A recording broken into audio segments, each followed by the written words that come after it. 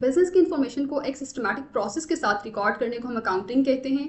Accounting का introduction हमने last video में किया। आज हम जानेंगे अकाउंटिंग की डिफरेंट ब्रांचेस क्या होती हैं और इसके अलावा अकाउंटिंग की डिफरेंट ब्रांचेस से रिलेटेड डिफरेंट सर्टिफिकेशंस या डिग्री कौन सी हैं और उन सर्टिफिकेशंस को लेकर हम किन पोजीशंस के लिए एलिजिबल हो जाते हैं। तो ये है हमारे पास डिफरेंट टाइप्स ऑफ अकाउंटिंग। सबसे पहले फाइनेंशियल अकाउंटिंग। तो फाइनेंशियल अकाउंटिंग जो है वो हमें सिखाती है हमने किसी भी बिजनेस की इंफॉर्मेशन को कैसे रिकॉर्ड करना है और रिकॉर्ड से लेकर पूरी फाइनेंशियल स्टेटमेंट्स हम लोगों की किस तरह से प्रिपेयर होंगी। मोस्ट इंपॉर्टेंटली फाइनेंशियल स्टेटमेंट जो है स्टेटमेंट ऑफ फाइनेंशियल पोजीशन और statement of profit and loss.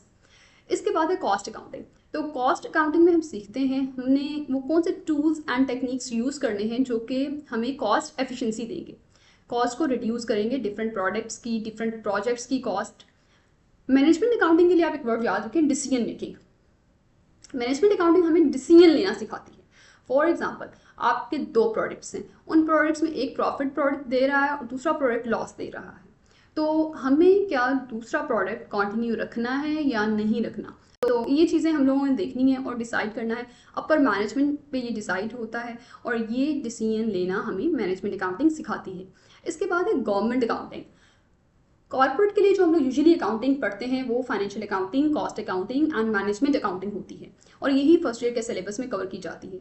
लेकिन इसके अलावा जो बहुत ही इंपॉर्टेंट टाइप है गवर्नमेंट अकाउंटिंग, इसमें हम लोग ये सीखते हैं कि गवर्नमेंट ने जो अकाउंटिंग करनी है या बजट्स प्रिपेयर करने हैं, क्योंकि गवर्नमेंट के रेवेन्यूज़ थोड़े डिफरेंट होते हैं, उनका जो इकोनॉमिकल रिसोर्सेज हैं उनसे जो जनरेट होते हैं रेवेन्यू या tax, income tax, sales tax, federal tax, उनसे जो रेवेन्यूज़ आते हैं उन रेवेन्यू को वो डिफरेंट डिपार्टमेंट्स के लिए उसने रखना होता है। एक बजट एक्सपेंडिचर करना होता है। जैसे डिपार्टमेंट कह लेते हैं, डिफरेंट डिपार्टमेंट्स जो होते हैं वो पुलिस का डिपार्टमेंट, आर्मी, इंटरटेनमेंट, स्पोर्ट्स, इस तरह से गवर्नमेंट के एक्सपेंडिचर्स भी डिफरेंट होते हैं और इनके रेवेन्यूज़ भी डिफरेंट होते हैं। तो इसकी एक्सपर्टी लेने के लिए जो अकाउंटिंग हम लोग सीखते हैं गवर्नमेंट अकाउंटिंग कहलाती है। इसके बाद है टैक्स अकाउंटिंग। टैक्स के भी अपने रूल्स प्रोसीजर्स होते हैं, टैक्स के अपने ऑर्डिनेंस होते हैं जो कि वेरी करते हैं फ्रॉम कंट्री टू कंट्री और कुछ इम्प्लीकेशन सिटी टू सिटी भी वेरी करती हैं। तो उसको अंडरस्टैंड करना भी एक पूरा कोर्स है, एक अलग बुक है जिसको हम लोग टैक्स अकाउंटिंग कहते हैं। अब मेरा क्वेश्चन ये है, आप अपनी सर्विस फॉर्म ओपन करना चाहते हैं या आप ऑडिटर बनना चाहते हैं या ऑडिटर के अलावा आप सीईओ, डायरेक्टर किसी भी कॉर्पोरेट की टॉप मैनेजमेंट पर जॉब्स करना चाहते हैं। तो आपके माइंड में ये चीज़ बिल्कुल क्लियर होनी चाहिए। इसके बाद हम लोग डिसीजन लेंगे कि हमने डिग्री की तरफ जाना है या हमने डिफरेंट सर्टिफिकेशंस की तरफ जाना है। अगर आप इन डेप्थ अकाउंटिंग का नॉलेज चाहते हैं तो आप डिग्रीज भी ले सकते हैं, जैसे बीएस अकाउंटिंग होती है, बीबीए है, एमबीए है, एमएस अकाउंटिंग है। तो इस तरह से आप डिफरेंट डिग्रीज भी ले सकते हैं। लेकिन अगर आप समझ लें ऐसे ही है जैसे एमबीबीएस करके आपने डॉक्टर बन गए, लेकिन आपने आप स्पेशलाइजेशन की तरफ जाना है, तो कोई हार्ट स्पेशलाइजेशन करेगा, कोई न्यूरोसर्जन बनेगा। तो इसी तरह आपको डिफरेंट तरह के पोजीशंस अटेन करने के लिए डिफरेंट रेलिवेंट जो सर्टिफिकेशंस हैं वो लेनी चाहिए। तो अकाउंटिंग की मेन सर्टिफिकेशन अगर हम पाकिस्तान के रेफरेंस से देखें तो CA chartered accountant, CPA certified public accountant, CMA chartered management accountant, ये वो सर्टिफिकेशंस हैं जो कि यहाँ कॉमन हैं पाकिस्तान में फॉर अकाउंटिंग फील्ड। अब मैं आपको थोड़ा सा गाइड कर देती हूँ। अगर आप चाह रहे हैं आप अपनी सर्विस फॉर्म ओपन करें, वो चाहे टैक्स फॉर्म हो, अकाउंट्स की फॉर्म हो या कॉस्ट अकाउंट की फॉर्म हो या ऑडिटिंग करने की फॉर्म हो, तो आपने कौन सी फील्ड किस तरह से चूज़ करनी है। तो सबसे पहले देखते हैं टैक्स अकाउंटिंग को। अगर आप टैक्स अकाउंटिंग की टैक्स कंसल्टेंट बनना चाह रहे हैं, टैक्स प्रैक्टिशनर बनना चाह रहे हैं, तो आपको, और आप पाकिस्तान में हैं, तो आपको सीएमए या सीए इन दोनों में से कोई एक फील्ड आप चूज़ कर सकते हैं। सीए भी कर सकते हैं और आप सीएमए भी कर सकते हैं। अब अगर आप गवर्नमेंट अकाउंटिंग, आप स्टैट्यूटरी बॉडीज़ में गवर्नमेंट में इंटरेस्टेड हैं और इन्हीं की जॉब्स आप करना चाह रहे हैं, तो आप सीपीए की तरफ जाएंगे, सर्टिफाइड पब्लिक अकाउंटेंसी, ये सर्टिफिकेशन आप लें। फिर अगर आप इंटरेस्टेड हैं, फाइनेंशियल अकाउंटिंग आपको एज सब्जेक्ट ज़्यादा अच्छी लगती है, तो फाइनेंशियल अकाउंटिंग के साथ ही हम एक और सब्जेक्ट भी पढ़ते हैं जो कि होता है ऑडिट। इन्हीं फाइनेंशियल अकाउंट्स की इंस्पेक्शन या वेरिफिकेशन, ऑडिट। तो इसकी जो डिटेल्स हम ज़्यादा पढ़ते हैं वो हम लोग पढ़ते हैं CA में और ACCA में। तो CA या ACCA की तरफ आप जाएं अगर आप इन दो फील्ड्स में इंटरेस्टेड हैं। और अब अगर आप पाकिस्तान में हैं तो आप CA करें। CA करके आप ऑडिट और फाइनेंशियल अकाउंटिंग में ग्रिप लेंगे और आप ऑडिटर ये करके बन सकते हैं। और अगर आपका इरादा पाकिस्तान से बाहर मूव होने का है तो ACCA इज़ योर फील्ड। इसके बाद है cost accounting and management accounting. तो जो लोग कॉस्ट अकाउंटिंग में इंटरेस्टेड हैं या डिसीजन मेकिंग टॉप लेवल्स पर जॉब करने में इंटरेस्टेड हैं तो उन लोगों के लिए जो सर्टिफिकेशन है वो है CMA। इन दोनों से रेलेवेंट है CMA। एक इंटरेस्टिंग चीज़ आपको बताती चलूँ, लॉ ये कहता है कि जो लोग ऑडिट करते हैं सारे अकाउंट्स का, फाइनेंशियल्स का, उनको डिफरेंट होना चाहिए फ्रॉम दोज पीपल जो आपके बोर्ड ऑफ डायरेक्टर्स में या टॉप मैनेजमेंट में होते हैं। तो टॉप मैनेजमेंट को जो सर्टिफिकेशन लेनी चाहिए वो ये चार्टर्ड मैनेजमेंट अकाउंटेंसी है और जो ऑडिटर्स को सर्टिफिकेशन लेनी चाहिए वो CA है। लेकिन जो प्रैक्टिस है यहाँ वो ये है कि डिफरेंट सर्टिफिकेशंस जो भी हम लेते हैं हम इन सब फील्ड्स में काम एक साथ कर रहे होते हैं, क्योंकि एट द एंड अकाउंटिंग में हम लोग इन सब फील्ड्स का और सब सब्जेक्ट्स का नॉलेज, सब टाइप्स ऑफ अकाउंटिंग का नॉलेज लेते हैं। लेकिन जो हमने डिस्कस किया उसमें in depth knowledge related subject में होता है। तो अकाउंटिंग की जो मेन टाइप्स हैं वो हमारे पास गिवन हैं। इन मेन टाइप्स से रिलेटेड आपने ये देखना है कि आप आगे बनना क्या चाहते हैं, उससे रिलेटेड आप सर्टिफिकेशन क्या ले सकते हैं और कौन सी मोस्ट रेलिवेंट सर्टिफिकेशंस हैं वो हम लोगों ने यहाँ सीख लिया है। अब हम लोग एक एग्जांपल की तरफ बढ़ते हैं, मजीद डिटेल फाइनेंशियल अकाउंटिंग की, कॉस्ट अकाउंटिंग की एंड मैनेजमेंट अकाउंटिंग की जानते हैं। हम एग्जांपल लेते हैं एक प्रिंटिंग प्रेस की। एक प्रिंटिंग प्रेस है जिसके बोर्ड ऑफ डायरेक्टर्स होते हैं, फिर उसके बाद एक वो ऑफिस है जहाँ से सेल्स, परचेज या ऑर्डर बुक होता है। इसके बाद एक वो प्लेस है जहाँ पर ऑपरेशंस या प्रोसेस रन होते हैं, जैसे कि हमें यहाँ इस पिक्चर में नज़र आ रहा है।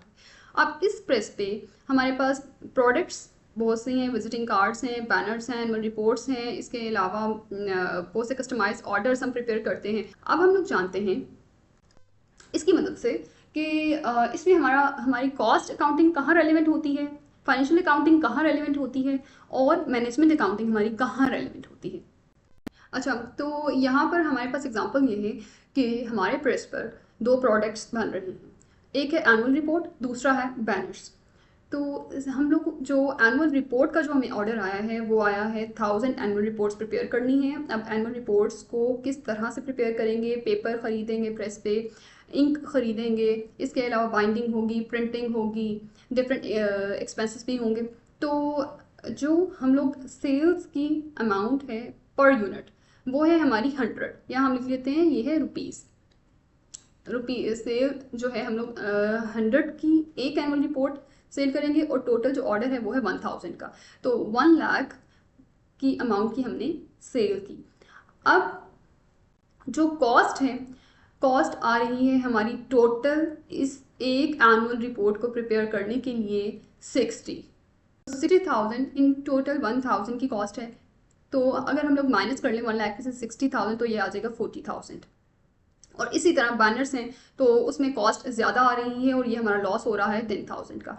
अब यहाँ पर ये प्रॉफिट एंड लॉस आप समझ लें, हमने ये जो स्टेटमेंट बनाई है ये काम फाइनेंशियल अकाउंटिंग करती है और इसमें जो कॉस्ट को रिड्यूस करना है, कॉस्ट को किस तरह से मैनेज करना है, पर यूनिट इंक जो है वो उसकी कॉस्ट कितनी पड़ रही है, कितनी वेरिएबल कॉस्ट यानी ऐसी जो कि एनुअल रिपोर्ट के ज़्यादा या कम होने से कॉस्ट चेंज होती जाएंगी। फिर अगर पेपर महंगा पड़ रहा है तो हमें कौन सा पेपर यूज़ करना है, ये सारे डिसीजंस और ये सारी डिटेल्स हम कॉस्ट अकाउंटिंग में जानते हैं।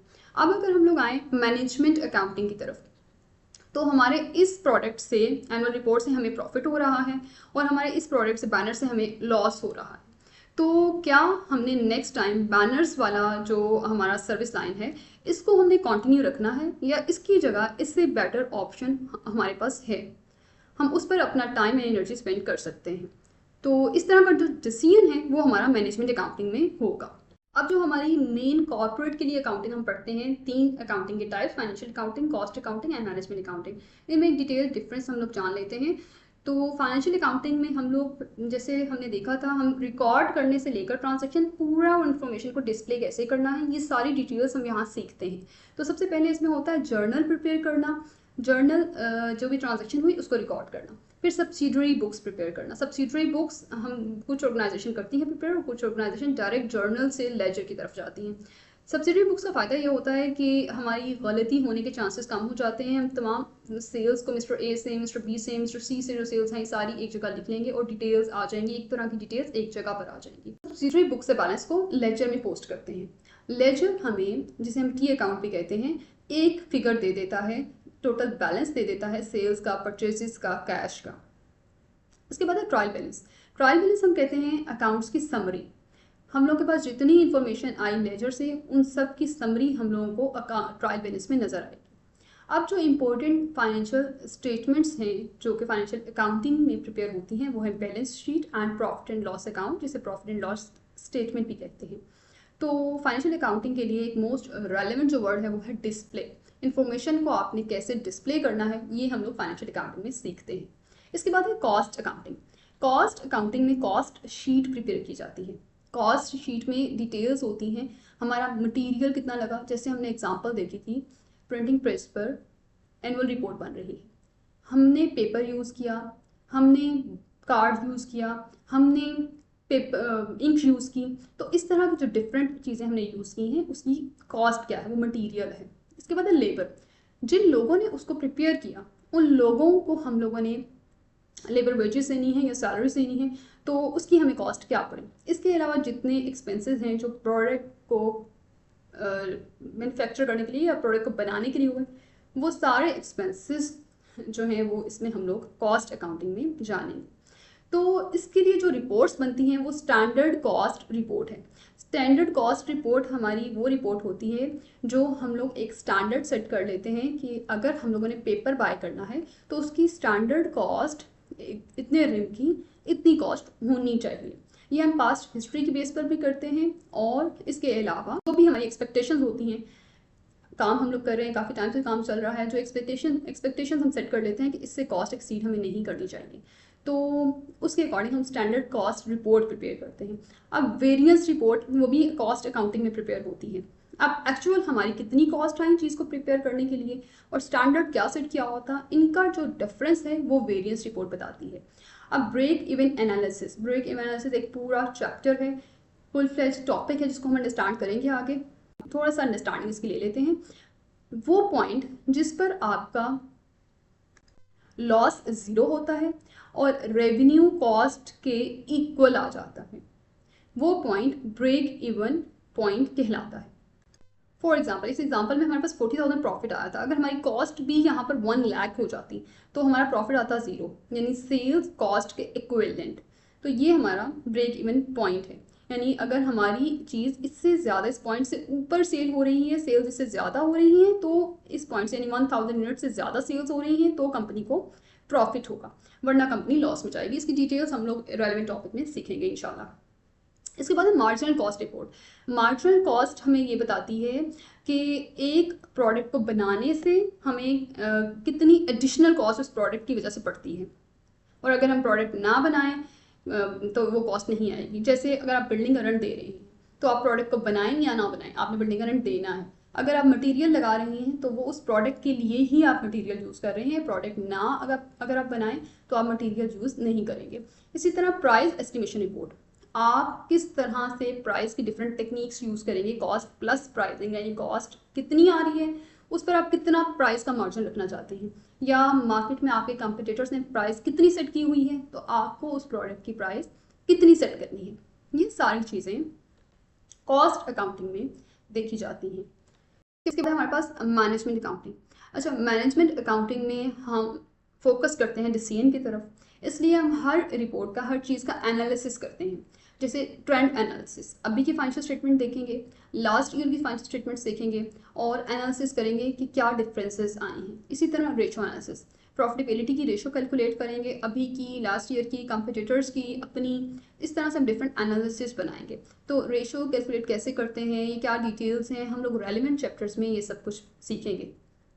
इसके बाद फंड फ्लो स्टेटमेंट एनालिसिस, मतलब वो कौन कौन से रिसोर्सेज हैं जहाँ से एक कंपनी को जो कैश या नॉन कैश आइटम्स रिसीव हो रहे हैं, रिसोर्सेज कैसे कंपनी के जनरेट हो रहे हैं। तो फंड फ्लो स्टेटमेंट हम ये जानते हैं। इसके अलावा कैश फ्लो स्टेटमेंट है। कैश फ्लो स्टेटमेंट में हम लोग देखेंगे कि ऑपरेशन से कितना कैश जनरेट होता है, इन्वेस्टिंग एक्टिविटीज़ पे कितना कैश हम लोग लगा रहे हैं, या कितने फाइनेंसेस कंपनी ने लिए हुए हैं, वहाँ से कितना कैश आ रहा है या कैश बिजनेस से जा रहा है। तो इन सारी स्टेटमेंट्स का एनालिसिस हम लोग यहाँ पर कर रहे होते हैं। इसके अलावा बजटरी रिपोर्ट्स, डिफरेंट बजट्स जो हम लोग प्रिपेयर करते हैं, जिसमें कैश बजट आ जाता है या कॉस्ट से रिलेटेड जितनी मटेरियल, लेबर, सारे बजट्स प्रिपेयर होते हैं, वो बजट्स हम लोग यहाँ पर प्रिपेयर करते हैं मैनेजमेंट अकाउंटिंग में। इसके अलावा है management information system report. Management accounting हमारी जो दूसरे डिपार्टमेंट से आने वाली इंफॉर्मेशन है वो यूज़ करती है और उस पर डिसीजन लेती है। अब एक सिंगल वर्ड अगर हम लोग देख लें मैनेजमेंट अकाउंटिंग के लिए, तो यहाँ है इंटरप्रिटेशन।